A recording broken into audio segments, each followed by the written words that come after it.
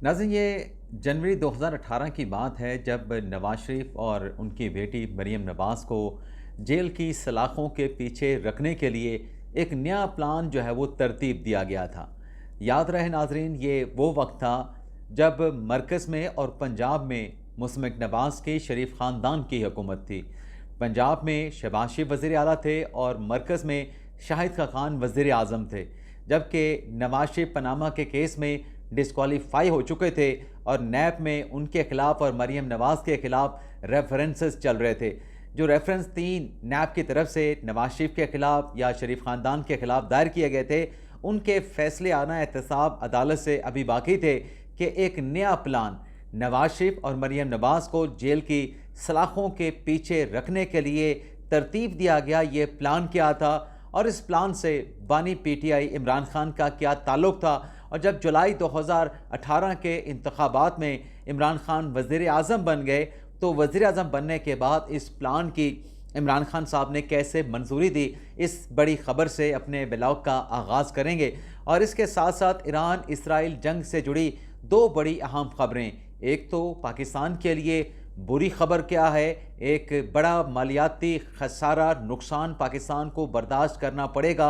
Iran Israel जंग को लेके। इस खबर की तफसीलात भी आगे आएंगी। लेकिन ईरान जंग को लेके जो अमेरिकी सदर डोनाल्ड ट्रंप को अब तक का जो सबसे बड़ा झटका लगा है और यूरोप ने ईरान के सामने घुटने कैसे टेकती हैं, ये सारी तफसीलात इस व्लॉग में आपके साथ हम शेयर करेंगे। आप नाजरीन ने आखिर तक हमारे साथ रहना है। आपसे दरख्वास्त होगी कि चैनल को सब्सक्राइब कर लें, बेल आइकॉन का बटन प्रेस करें, वीडियो पसंद आए तो इसे लाइक और शेयर ज़रूर कीजिएगा। तो पहली खबर से नाजरीन गुफ्तगू का आगाज़ करते हैं। जनवरी 2018 में नाजरीन जो फाइनेंशियल मॉनिटरिंग यूनिट है उनकी तरफ से एक रिपोर्ट नैब को भिजवाई जाती है।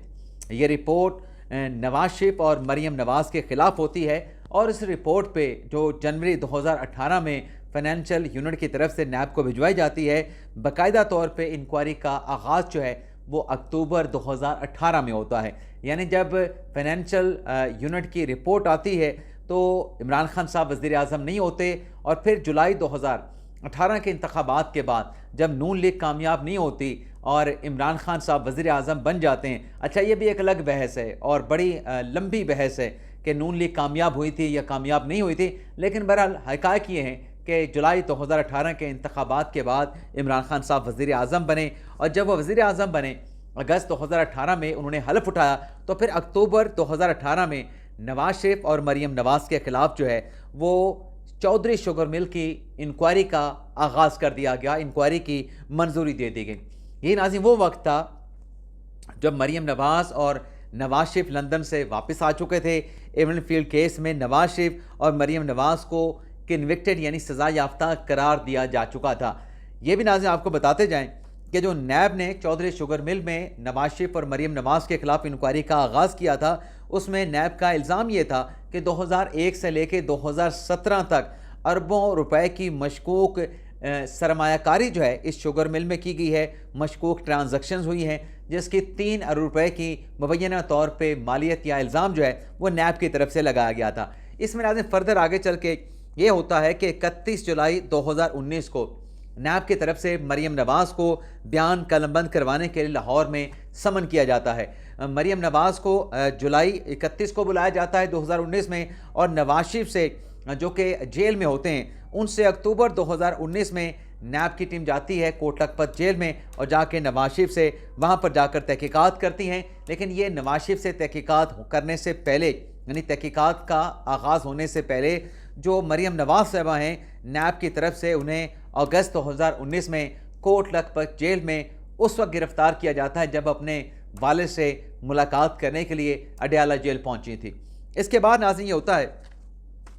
कि नवंबर 2019 में मरीम नवाज़ की ज़मानत हो जाती है इस केस में। अभी नैब सिर्फ इंक्वायरी कर रहा है, तहकीकात कर रहा है। अभी कोई रेफरेंस जो है ना नवाज शरीफ के खिलाफ बना है ना मरीम नवाज़ के खिलाफ बना है। लेकिन नवंबर 2019 में मरीम नवाज़ साहबा की 7 करोड़ के मचलकों के एवज़ ज़मानत होती है और उन्हें बैरून मुल्क जाने की अदालत इजाज़त नहीं देती, बल्कि जो पासपोर्ट होता है मरीम नवाज़ का वो भी अदालत की जानिब से कहा जाता है कि आप जो रजिस्ट्रार हैं इस्लाम लाहौर हाई कोर्ट के वहाँ पे अपना जो पासपोर्ट है वो जमा करा दें। उसके बाद नाज़रीन ये होता है कि अक्टूबर 2022 में मरीम नवाज़ का जो पासपोर्ट है, जो कि लाहौर हाई कोर्ट के पास होता है, वो पासपोर्ट मरीम नवाज़ को वापस कर दिया जाता है। इस दौरान तहकीकात चलती रहती हैं, इंक्वायरी होती रहती है और अल्टीमेटली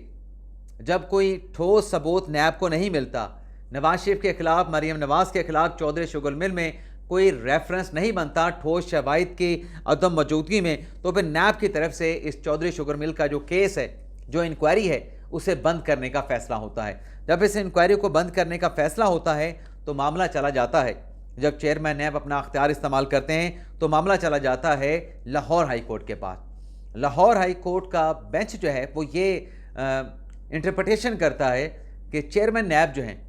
वो किसी मुलज़म के ख़िलाफ़ जब इंक्वायरी शुरू हो चुकी हो, तहकीकात का आगाज़ हो चुका हो, नैब उस इंक्वायरी को खुद से बंद नहीं कर सकता। चेयरमैन नैब के पास ऐसी कोई पावर नहीं, ये लाहौर हाई कोर्ट की जानिब से डिक्लेयर किया गया। और फिर उसके बाद ये होता है कि लाहौर हाई कोर्ट ये कहती है कि 1 माह के अंदर जो ट्रायल कोर्ट है वो मरीम नवाज़ और नवाज शरीफ के ख़िलाफ़ जो है इस केस का फ़ैसला करें कि आया कि नैब की जो दरख्वास्त है या नैब की तरफ से जो इंक्वायरी तहकीकात नवाज शरीफ मरीम नवाज़ के खिलाफ बंद की गई हैं, इसका फैसला जो है वह एहतसाब अदालत करे। अब इस नाज़रीन हुआ ये है कि इमरान खान साहब के दौर में जो इन दोनों के खिलाफ, वालिद और बेटी के खिलाफ जो केस चला जिसकी मंजूरी दी गई, क्योंकि जो चेयरमैन नैब थे 2018 में लगाए तो वो नवाज शरीफ साहब के दौर में गए थे, लेकिन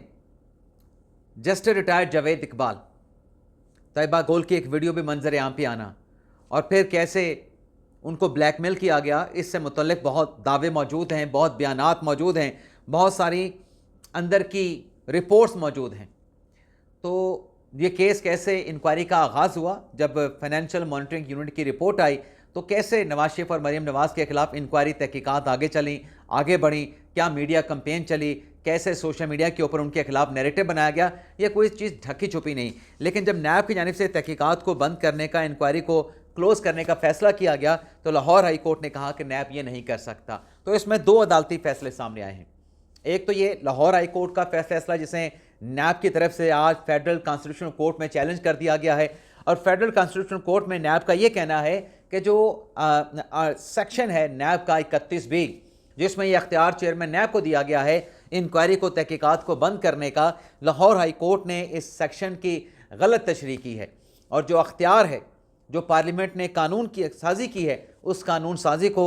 लाहौर हाई कोर्ट की इंटरप्रटेशन से बदल दिया गया है और ये अख्तियार पार्लियामेंट ने इंक्वायरी तहकीकात को क्लोज़ करने का ये चेयरमैन नैब को दिया था। तो लिहाजा जो लाहौर हाई कोर्ट का फैसला है उसको कलअदम करार दिया जाए। लेकिन इसके साथ साथ नाज़रीन दूसरा एक अदालती फैसला भी है। दूसरा अदालती फैसला ये है कि जो लाहौर हाई कोर्ट ने कहा कि अल्टीमेटली फैसला एहतसाब अदालत करेगी, तो इसी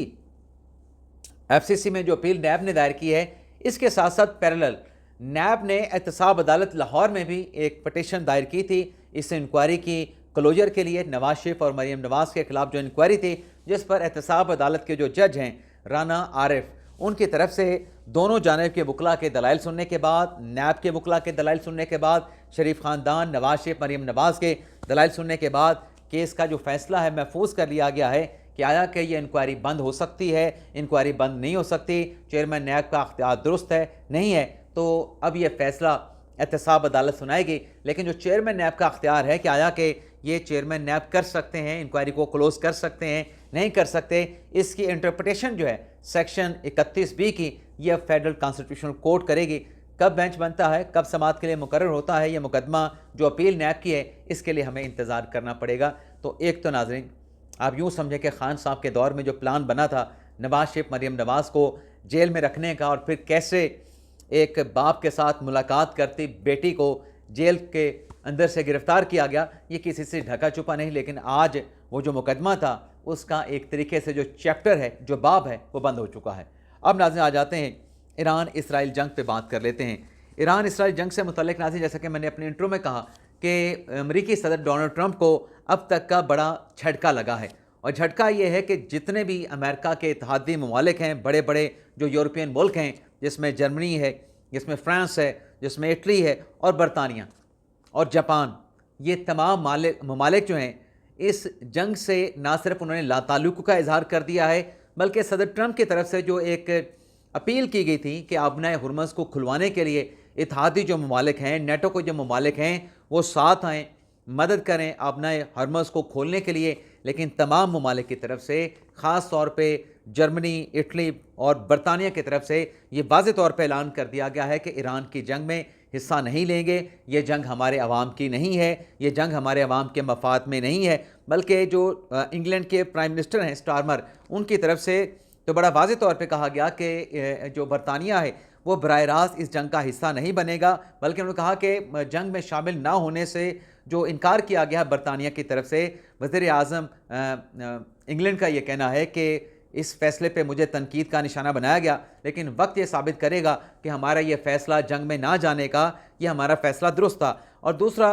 ब्रिटिश प्राइम मिनिस्टर स्टारमर का ये भी कहना है कि जो कहा जा रहा है कि आपना हुर्मज़ से मुतल्लिक़ सपोर्ट किया जाए, तो उन्होंने कहा कि आपना हुर्मज़ को खुलवाना, इसको रीओपन करना इतना आसान काम नहीं है। बल्कि उन्होंने कहा कि जो जंग है, ईरान इसराइल जंग, इसका ख़ात्मा होना चाहिए। इस जंग के नतीजे में लोगों की जो ज़िंदगियाँ हैं उनमें मुश्किलात आई हैं। आसानियाँ ज़िंदगी में तब आएंगी जब ईरान इसराइल जंग का ख़ात्मा होगा। बल्कि उनकी तरफ से ये भी कहा गया कि आपने हुर्मज़ से मुतल्लिक़ ईरान के साथ मुआहिदा करने की ज़रूरत है, और ये मुआहिदा बरतानिया जो है वो ईरान के साथ करेगा। और फिर उन्होंने ये भी कहा ब्रिटिश प्राइम मिनिस्टर स्टारमर ने कि इस जंग को रोकने के लिए उनकी तरफ से सफारती कोशिशें की जा रही हैं, खलीजी ममालिक के साथ भी राब्ते में हैं, और कोशिश ये है कि इस जंग का जल्द से जल्द जो है वो ख़ात्मा हो, इसका ये जंग जो है वो इख्तिताम पज़ीर हो। दूसरा नाज़रीन, सोशल मीडिया पे पाकिस्तान से मुतल्लिक़ जो एक धड़े के एक सियासी ग्रुप के जो लोग जो है प्रोपेगेंडा करते हैं अपने मुल्क के ख़िलाफ़, अपनी रियासत के ख़िलाफ़, कि पाकिस्तान ने ईरान का साथ नहीं दिया, पाकिस्तान ने सऊदी अरेबिया का साथ दिया है। तो ईरान के जो वज़ीर ख़ारजा हैं अब्बास इराक़ची, उनकी तरफ से जो आज एक बयान आया है जो कि उर्दू में जारी किया गया है, ऐसे तमाम प्रोपेगेंडा करने वाले जो लोग हैं, जो किरदार हैं, जो यूट्यूबर हैं, उनके मुंह के ऊपर तमाचा है। ईरानी वज़ीर ख़ारजा अब्बास इराक़ची का जो स्टेटमेंट है, जिसमें पाकिस्तान की जो हमायत है, जो सफारती सपोर्ट है ईरान के लिए, उसे एक्नॉलेज किया गया ईरान की तरफ से। पाकिस्तान को यकजहती का पैगाम दिया गया है। पाकिस्तान के जो इक़दामात सफारती जो चैनल के ज़रिए उठाए गए हैं, उनको सराहा गया है ईरान के वज़ारत ख़ारजा की तरफ से, उनके वज़ीर ख़ारजा की तरफ से। जो प्रोपेगेंडा करने वाले लोग हैं, उनके पल्ले क्या रहा? उनके पल्ले नाज़रीन कुछ भी ना हो, उसके बावजूद भी इस किस्म का झूठा प्रोपेगेंडा करने से वो बिल्कुल बाज नहीं आएंगे। इसके अलावा नाज़रीन, इसराइल ने आज तेहरान में हमला करके जो ऑयल डिपो था ईरान का, उसको जो है वो हिट किया है, उसको तबाह किया है। और जापान की तरफ से किया गया है कि जो आपना हुर्मज़ बंद होने से और जो तेल के ज़ख़ायर हिट हो रहे हैं, जापान की तरफ से ये इक़दाम उठाया गया है कि उनके जो ज़ख़ायर थे तेल के, उन तेल के ज़ख़ायर में से, पेट्रोलियम के ज़ख़ायर में से जो है वो पेट्रोल जो है, पेट्रोलियम मसनूआत को जो है वो रिलीज़ किया गया है। जबकि ईरान की तरफ से आज इसराइल पे, तल हबीब पे अल-फ़तह मिज़ाइल के ज़रिए, अल-क़दर मिज़ाइल के ज़रिए, अमाद मिज़ाइल के ज़रिए जो है वो हमला किया गया है। तल हबीब के शहर पे, दीगर जो इसराइली सिटीज़ हैं उन पे हमला किया गया है। ड्रोन का इस्तेमाल भी किया गया है। जबकि बगदाद इंटरनेशनल एयरपोर्ट पर भी हमला हुआ है, जिसके नतीजे में ईरान का दावा है कि 10 अमरीकी जो है वो जाँ बहक हुए हैं। पाकिस्तान के लिए नाज़रीन इस जंग को लेकर बुरी खबर ये है कि एक इदारा है, उसकी तरफ से ये रिपोर्ट, ये ख़तरे की घंटी कह लें, मतलब रिपोर्ट ये जारी की गई है कि अगर ये कशीदगी ईरान इसराइल की जारी रहती है, तो इस कशीदगी के नतीजे में पाकिस्तान के वो लोग जो कि कमाने के गर्ज से रोज़गार के सिलसिले में मशरिक़ वक्ता में हैं, चाहे बहरीन में हैं, कतर में हैं, सऊदी अरेबिया में हैं या मुत्तहिदा अरब अमारात में हैं, ये जंग अगर कशीदगी जारी रहती है तो इस सूरत में जो पाकिस्तान का ज़र मुबादला आता है इन खलीजी ममालिक से, उस ज़र मुबादला में 3 से 4 बिलियन डॉलर की जो है वो कमी का पाकिस्तान को जो है वो सामना करना पड़ सकता है। Pakistan institute of development economics की तरफ से रिपोर्ट जो है वो जारी की गई है, जिसमें ये कहा गया है कि इस कशीदगी के नतीजे में जो रोज़गार के मौके कम होंगे खलीजी ममालिक में पाकिस्तानियों के लिए, तो 3 से 4 अरब का जो झटका है बिलियन डॉलर का, ये पाकिस्तान को भी बर्दाश्त करना पड़ सकता है। और सेक्रेटरी पेट्रोलियम का ये कहना है कि 14 मार्च के बाद मुल्क में जो LNG है वो दस्तयाब नहीं होगी। ख़ाम तेल के 11 दिन के पाकिस्तान के पास ज़ख़ायर मौजूद हैं, डीज़ल के 21 दिन के, पेट्रोल के 27 दिन के,